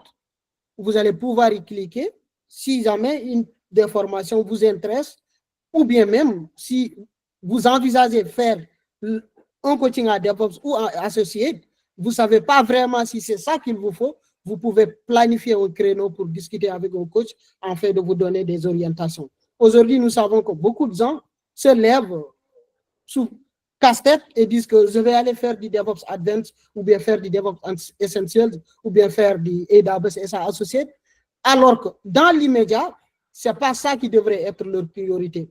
Parce que les certifications et les formations sont nombreuses et si vraiment tu n'as pas quelqu'un qui t'oriente, qui te met dans la bonne voie, tu risques par exemple de prendre une formation alors que tu aurais pu prendre une autre formation qui est beaucoup plus relevante par rapport en tout cas à ce que tu fais du jour au jour. Donc c'était ça comme partage que j'avais. J'espère que je n'ai pas trop débordé. Après cela, nous allons appeler un autre groupe qui va présenter sur l'IA. Donc, c'était le tour du Ghana, Sénégal. Là, nous allons aller à Guinée, donc le pays de Kadjatou. Donc, nous allons appeler le groupe IA Néné afin de nous faire une présentation sur leurs solutions innovantes. Alors, merci beaucoup. Je ne sais pas si vous m'entendez. Est-ce que vous m'entendez? Oui. Alors, vous êtes audible à mon niveau. Parfait. En fait, alors, peut-être c'est un peu la Guinée et le Sénégal, on peut dire comme ça. Je vais essayer de partager mon écran.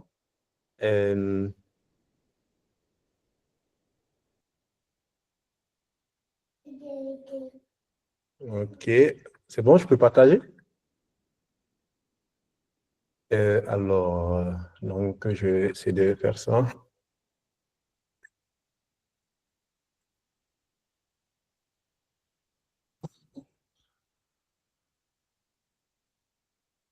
Bon, anyway, je vais partager l'ensemble de mon écran, ça ne me dérange pas, hein. Alors, rapidement. OK. Bon, dites-moi, est-ce que vous voyez mon écran? Oui. Parfait. Donc, je vais vous présenter un peu le projet d'année. Donc, mais en amont, je vais essayer d'abord de me présenter. Voilà. Donc, je m'appelle Mamadou Moussa Bangoura. Je suis consultant data IA à Atos Sénégal. Je suis aussi formateur en IA. Donc, ici au Sénégal, j'enseigne dans plusieurs universités. Et j'accompagne aussi Force N et dans tout ce qui est conception de programmes de formation et de contenu de formation, et sur tout ce qui tourne autour de la data et de l'IA. Et bon, la semaine passée, on a finalisé, disons, le contenu de formation pour le ministère de l'Enseignement national. On avait fait le programme de formation pour l'ensemble des enseignants. Désolé, je prends mon enfant là.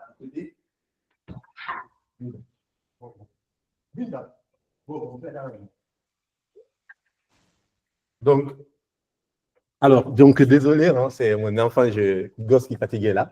Alors, je disais donc, on vient de finaliser le programme je travaille sur le programme de formation pour le ministère de l'Enseignement national.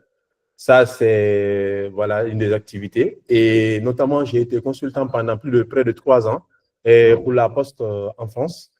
Et voilà, donc c'est un peu ça. J'anime aussi des ateliers pour, notamment, j'ai fait pour Galsen, AI, pour IA Hub et d'autres structures de la place, et notamment DIT, etc., etc.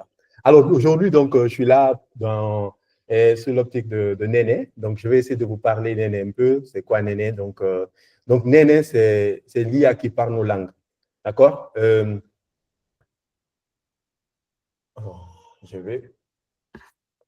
Alors, donc, c'est en Afrique, quand on prend le problématique liée un peu, et comment je vais dire ça, à l'intelligence artificielle, quand on prend l'intelligence artificielle, on va arrêter la plupart des modèles qui existent aujourd'hui ne parlent pas nos langues, d'accord? Je dis la plupart, donc les modèles comme ChatGPT, etc. Donc, en fait, l'accès au numérique aujourd'hui, la plupart de nos pays africains, il faut juste regarder. Le fait que nous soyons là aujourd'hui et le fait que d'autres personnes soient peut-être quelque part, c'est parce que juste, en fait, c'est juste des barrières de langue. D'accord? Et en fait, nous, notre vision, on s'est dit que, en fait, on a des milliers de personnes, disons des millions de personnes qui n'ont pas accès à la technologie et qui n'ont pas accès à des connaissances juste parce qu'ils ne parlent pas des langues, disons, qu'on peut qualifier d'étrangères, vu que même si c'est la mondialisation, donc les langues sont des barrières. Donc, il ne faut pas qu'ils soient non négligeables. D'accord? Et alors que le turc, il apprend peut-être même le AWS dans sa langue, et le chinois, il le fait pareil, et comment je vais dire ça, l'américain, le français, il le fait en français. Pourquoi pas peut-être nous, dans nos langues? Donc, en fait, c'est quelque chose qu'aujourd'hui, parmi toutes les révolutions, il faut savoir qu'il y a eu trois révolutions. La révolution peut-être industrielle et la révolution numérique des antiques. Aujourd'hui, tout est numérique. Et l'Afrique n'a jamais, disons, n'a pas pu participer à la révolution industrielle. En ce moment, nous étions plutôt dans le temps de l'esclavage. Aujourd'hui, il y a la révolution numérique et la conséquence de la révolution industrielle, c'est que nous, on n'a pas pu vraiment chuter dans l'ordre de l'évolution industrielle.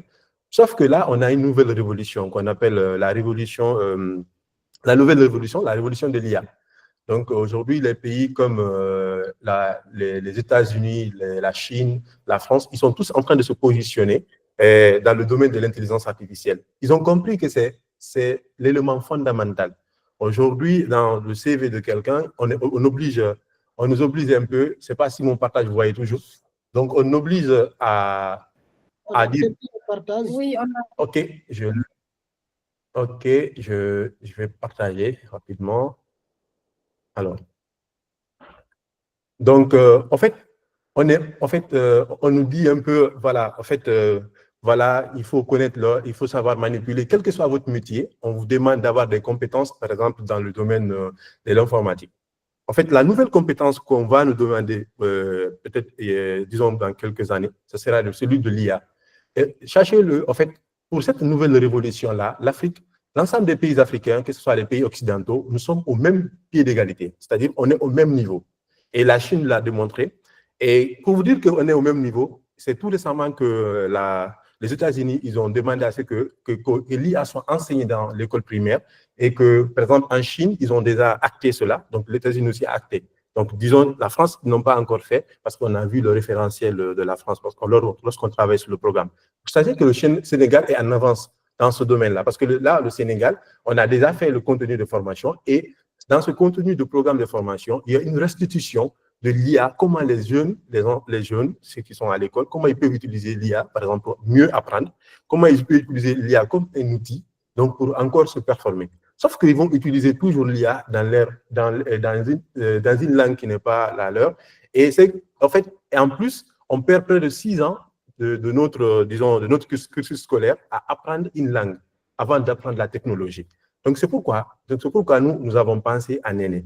Donc, parmi tant d'autres projets, on a voulu éliminer le plus grand problème de l'Afrique actuelle, les barrières linguistiques. Donc, on a carrément notre objectif, c'est de complètement éliminer les barrières linguistiques. Grâce à quoi? Grâce à des IA qui peuvent parler nos langues. C'est-à-dire un mécanicien qui est, donc, vraiment un mécanicien le mécanicien là qui ne parle peut-être qui parle que le Wolof ou qui ne parle que le Pulaar, le Sousou, ça dépend de là où vous trouvez, du Djoula, comme vous voulez. Qu'il puisse apprendre, aller au-delà de juste d'apprendre avec son maître, mais de pouvoir apprendre, approfondir ses connaissances grâce à sa langue, dans sa propre langue. Donc, il n'y aura plus de barrières linguistiques. La science n'a pas de langue. Okay? Lorsque vous expliquez à quelqu'un comment faire, comment manipuler une machine dans sa langue, il pourra bien l'apprendre. Donc, nous, aujourd'hui, Néné, c'est une IA, mais fait dans nos langues.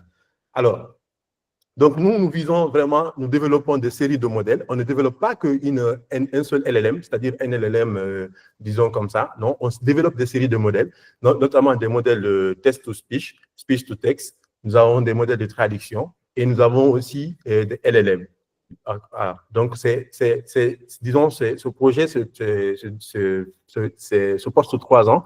C'est sur plusieurs modèles qui sont développés en amont. Donc, nous visons à préserver et valoriser les langues locales. D'accord? Que ce soit le Wolof, que ce soit, donc, on sait déjà qu'il y a des travaux dans certains pays. Voilà, mais nous amenons aussi notre touche, notre stratégie, notre manière de penser. Et voilà, si ChatGPT existe, ça n'empêche pas qu'aujourd'hui, qu'il y ait, comment on appelle ça, Claude, etc., etc. Ça n'empêche pas DeepSeek, etc. Donc, nous visons, ce n'est pas seulement la Guinée, c'est plutôt, disons, l'Afrique dans sa globalité, mais disons d'abord, surtout l'Afrique francophone, les pays de la sous-région. Donc, les Maliens, on arrive, le Sénégal, comment on dit ça en Wolof, j'ai oublié. Donc, on arrive. Voilà. Donc, nous voulons faciliter la communication, l'accès à l'information, offrir des solutions adaptées aux entreprises et institutions. En fait, nous, aujourd'hui, on se dit que si le numérique est fait dans le langue, par exemple l'anglais, le français, le numérique de demain et surtout le numérique qui va venir, et le numérique qui porte l'IA doit être fait pas dans nos langues. Voilà, que quelqu'un, une maman qui est, comment je vais dire ça, qu'une maman qui est à Ziguinchor puisse appeler une intelligence artificielle, demander comment il peut faire ses cultures. Sachez-le bien, hein, on peut appeler ChatGPT par exemple aux États-Unis.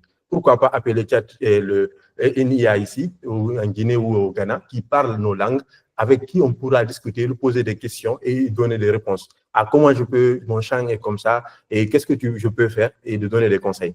Donc, ces jolis visas dont vous voyez ici, c'est un peu l'équipe qui constitue, disons, ce projet. Donc, il y a notamment Namouri Keita, qui est support IT, c'est Decathlon, Sénégal. Donc, moi, Mamadou Moussa Bangoura, je suis le product owner de ce projet, consultant data IA. Nous avons Madame Diallo Rugiatou, qui est en France, qui est développeuse front-end. Nous avons aussi, comment je vais dire ça, Tchernon, nous avons plutôt Saïd, qui est ingénieur IA, ici basé au Sénégal. Nous avons Diallo Tchernon, donc ici, lui aussi, il est MLOps, basé en France. Nous avons Bon, mademoiselle Kanté, c'est le moment des célibataires, hein. Vous pouvez porter votre candidature, entre griffes. Donc, elle est notre projet manager. Donc, d'ailleurs, c'est grâce à elle qu'on est présent à cette invitation-là aujourd'hui. Nous avons Monsieur Diallo, qui est développeur full stack en France, vraiment qui a travaillé pour Air France et d'autres projets. Nous avons Cissé Mfali, qui est développeur mobile. Donc, vous allez voir que notre équipe est vraiment très diversifiée. Ce n'est pas juste des ingénieurs IA qui travaillent sur le projet, parce que nous voulons aller au-delà. Nous ne voulons pas seulement faire des IA pour faire juste des IA et on passe au monde. Nous voulons faire des IA avec des produits, donc des IA, disons, qui sont là, en background, mais qu'il y ait des produits, des trucs qui peuvent directement impacter. J'ai parlé de l'éducation dans nos langues locales. Pas qu'on a tellement d'autres projets dans nos langues, en valorisant nos langues, en mettant de langues à l'avant. Et ça, les entreprises ont commencé à comprendre. Le numérique de demain, ce n'est plus le numérique comme on l'a ici. C'est le numérique qui peut impacter Mamadou, qui peut impacter Ndiaïdja, qui est à Ziguinchor ou bien à Saint-Louis, qui peut impacter Alpha, qui est à Kolda. Donc ça, c'est des villages très éloignés qui pourront utiliser l'IA. Il va dire, ah, moi, je connais un truc ici, là, quand je l'appelle, il peut me dire comment je vais faire mes cultures de ananas, etc. Je peux même prendre des photos, il peut me dire des choses, il peut m'expliquer, etc. Donc, c'est un peu ça. Et comme dans la vie, on n'évolue pas seul, nous avons ce qu'on appelle des partenaires. Donc, nous avons Afrotech Hub, qui est un peu média web, qui parle de la technologie, notamment sur ceux qui le suivent sur LinkedIn. Nous avons aussi donc Green TV, qui est notre partenaire, qui est des partenaires médiatiques, parce que la communication dans tout projet est très, très important. Donc, ce que nous faisons, et nous voulons le mettre à l'avant, nous voulons plutôt le rendre plus impactant. Donc, ça se fait grâce à nos partenaires et à l'ensemble des membres de l'équipe. Donc, je suis disponible à répondre à vos questions, notamment sur ce projet-là. Donc, sur ce, je vais me limiter là. Merci. Merci, Mamadou, pour cette très belle présentation. En tout cas, moi, en tout cas, je suis déjà amoureux de l'IA Néné, mais sauf qu'on attend l'IA Baba aussi, il faut qu'il y ait de la parité. D'accord? Donc, pour ceux qui ne comprennent pas le poulard, Néné, ça veut dire maman. Ouais. D'accord? Donc, le contraire, c'est Baba qui veut dire papa. Donc j'en ai profité pour taquiner un peu. Du coup, est-ce que vous avez des questions? On a Mamadou qui est là pour nous répondre. Hein? Ouais. Mais sinon, Mamadou, moi j'ai une question. Est-ce qu'aujourd'hui, l'IA Néné, il est orienté tâche ou bien c'est une IA générative? En fait, voilà, comme je l'ai dit, hein, le LLM, c'est une IA générative qui va parler nos langues de façon générale. Et on a déjà un produit pionnier sur la data qui s'appelle Wakili, qui en sous qui veut dire courage. D'accord? Parce qu'en fait, c'est le premier produit qu'on a eu. Et je pense que c'est ce qui c'est notre game changer. Croyez-moi, en fait, moi étant dans le domaine de l'IA, je sais un peu qu'est-ce qui nous empêche quelque part à faire de l'IA en Afrique. D'accord? Et c'est ce problème-là qu'on a essayé de résoudre d'abord en amont. On ne s'est pas dit, OK, on veut faire un projet. On sait qu'il y a des problèmes. On dit, OK, donc on commence par là, par résoudre le problème lié à la data. Donc, c'est un peu, juste, je vous dis, c'est pas comment je vais dire ça, c'est une première. C'est pas encore annoncé officiellement, mais sachez que Wakili va venir et que lorsque Wakili va venir, on va venir au Sénégal, on va venir au Mali, on va venir partout. On va travailler avec nos confrères. On va dire, là, on a une solution pour faire de l'IA. Maintenant, le problème lié à la data, on n'a plus ce problème-là. Donc, on peut faire, s'ils l'ont fait, on peut le faire. Et ça, on l'a déjà. Donc, moi, totalement, je gère un peu, je lead un peu l'IA au département IA au Sénégal. Donc, j'ai la chance de collaborer avec les équipes de Galsen IA ici, ils le savent. Donc, j'ai la chance de parler, à échanger avec eux. On connaît le problème. On a essayé de le résoudre et nous pensons avoir la solution et c'est une première. On va vous montrer Wakili, on va changer quelque chose et on compte dès juillet de vous présenter Wakili. On ira partout et on va vraiment faire de telle sorte qu'on l'adopte et qu'on fasse quelque chose ensemble. C'est ça un peu. Donc, l'IA, donc c'est beaucoup de modèles d'IA qu'on vise à faire. On va le faire si dans le milieu où il n'y a pas d'équipe qui peuvent le faire. Dans les autres solutions, par exemple, la solution data dont je veux parler là, si, comme au Sénégal, il y a déjà des équipes IA, on partage la solution data, ils vont faire les IA. Dans les pays où il n'y a pas de possibilité d'ingénieurs, on va collaborer avec des ingénieurs ou bien nous-mêmes, on va essayer de développer les solutions. Donc, c'est un peu dans cette optique-là, quoi. Moi, je pense qu'il y a... OK, great. C'est le Great. chat. On a une question dans le chat, hein? Ouais. Ah oui, je sais pas. Vas-y, hein, tu peux lire les questions, bien je... OK. Comment ont-ils entraîné leur IA? Par RAG? Ils ont utilisé un modèle pré-entraîné ou bien ils sont partis de zéro pour leur modèle? Alors, je pense que c'est Dulciné, donc Oui. sans le nom. Alors, d'abord, premièrement, pour ceux qui ne connaissent pas les RAG, hein, c'est Retrieval, comment on appelle ça? Générative. Donc, en fait, c'est plutôt lorsqu'on ne veut pas entraîner un modèle, on ne peut pas entraîner un modèle parce que le fine-tuning coûte très cher. Donc, on peut prendre un modèle, d'accord? On essaie d'augmenter la connaissance. Donc, on essaie d'augmenter la connaissance en utilisant des bases de connaissances. Donc, ce n'est pas ça. Les RAG, souvent, on utilise les RAG dans le cadre de la création des assistants. D'accord? Si on veut créer des assistants comme ça, ou bien voilà. Donc, on utilise les RAG dans ce sens-là. Nous, on est en fait, après, il y a deux techniques qui restent, notamment de faire partir from scratch, à partir de zéro, ou bien de faire du fine-tuning. C'est-à-dire que d'avoir un modèle déjà entraîné et d'essayer d'entraîner une partie du modèle pour le rendre assez spécialisé, par exemple en Pulaar ou en Soussou, ou bien spécialisé dans nos langues, d'une manière générale. Donc, nous, on a opté pour le moment, parce que vu les moyens, on est en mode bootstrapping, et donc on est sur du fine-tuning, d'accord? Mais pourquoi pas, why not, on va aller certainement dans des années à venir sur du from scratch.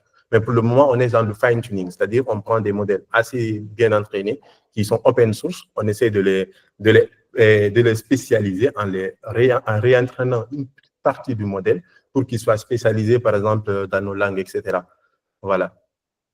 OK, great. Oui, Kadiatou vient de laisser un formulaire. Hein. Le formulaire, il est très important. Ça nous permettra d'améliorer notre session dans le futur. Donc, s'il vous plaît, vous pouvez prendre un moment en fait de remplir le formulaire. Entre-temps aussi, on prend d'autres questions. Est-ce qu'il y a des questions?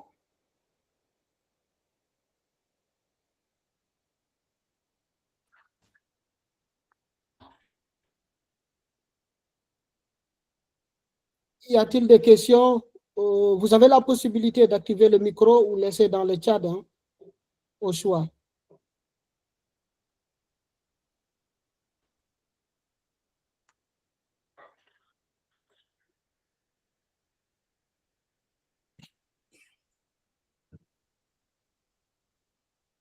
Good. Mamadou, je pense qu'au mois de juillet, en tout cas, sur votre projet de nouvelle IA là, si ça aboutit, je pense que vous allez nous régaler encore avec une session de qualité. Hein. On va vous rappeler hein, après. Si on a déjà, il faut savoir, on a déjà entraîné des modèles. Hein. On a des modèles déjà qui marchent. Sauf qu'on n'a pas voulu faire l'effet de Lucie. Je ne sais pas si vous connaissez Lucie. Lucie, c'est un LLM qui a tenté de créer la France, mais qui n'a pas du tout donné le résultat escompté. Donc, ils ont fait disparaître le projet. Donc, on ne veut pas faire ce qu'on appelle un peu de Lucie. Ouais, donc, on attend vraiment de mûrir avant de faire sortir nos projets, malgré qu'on est très enthousiaste à l'idée suite au benchmark et aux résultats qu'on obtient en offre. Mais on attend le moment opportun pour rendre ça accessible au public. Quoi. OK, great. Great. Good. Donc, je pense que si on n'a pas de questions, on peut s'arrêter là pour aujourd'hui. J'en profite pour remercier Mamadou d'abord et à l'ensemble de leur équipe et aussi remercier nos participants Hassan, Paula, et j'espère que vous avez quelques mots à ajouter avant de partir, les participants. Est-ce que vous avez quelques mots à ajouter ou en tout cas quelques remarques? ou même donner des cœurs, hein. On en a besoin. Ok, Mamadou, quels sont vos derniers mots? Bon, je pense que, et comme je dis à toute la génération actuelle, le projet que nous ambitionnons de faire, d'éliminer les barrières linguistiques, aujourd'hui, on nous parle de, c'est pas 100% d'analphabètes, 110% d'analphabètes. Vous savez, en fait, ça a un gros impact par rapport au développement de l'ensemble de nos pays. Il faut que les gens puissent, il faudrait que nous, la nouvelle génération, qu'on puisse éliminer les barrières linguistiques. J'étais même invité par rapport à cette question-là à l'université, l'École polytechnique de Thiès. J'étais sur le même sujet. Donc, en fait, on a un défi générationnel, celui des langues. Il faudrait que nos mamans puissent accéder aussi aux technologies. Il faudrait que, donc, j'ai aussi une avant-première, il faudrait qu'on puisse dire, achète-moi des crédits en Wolof, en Pulaar, qu'ils achètent ces crédits. Et on va le faire. C'est ça notre défi, c'est ça notre engagement et Inch'Allah, on le fera. Merci beaucoup, c'est tout pour moi. Merci Mamadou, merci. Hassan, est-ce que vous avez vos derniers mots? Écoute, non, merci encore pour la session. Merci beaucoup. Et voilà, je n'ai pas de dernier mot. Merci à tous d'avoir participé. Ok, thank you. Kadiatou, hein, tu peux clôturer la session? Merci à tous, merci à Côte TV pour ce dimanche du cloud de qualité. Et voilà, juste pour compléter un peu Bangoura, aujourd'hui le projet ne va au-delà d'une simple innovation, quoi. On a vu une barrière entre les peuples africains et la technologie, et on s'est lancé ce défi-là de relever cette barrière. Et merci aussi de remplir le survey qu'on a partagé dans le chat. Ça va nous permettre de recueillir vos impressions et améliorer les prochaines sessions. Merci à tous. Merci. Next time. Merci. Bon. Au revoir. Au revoir.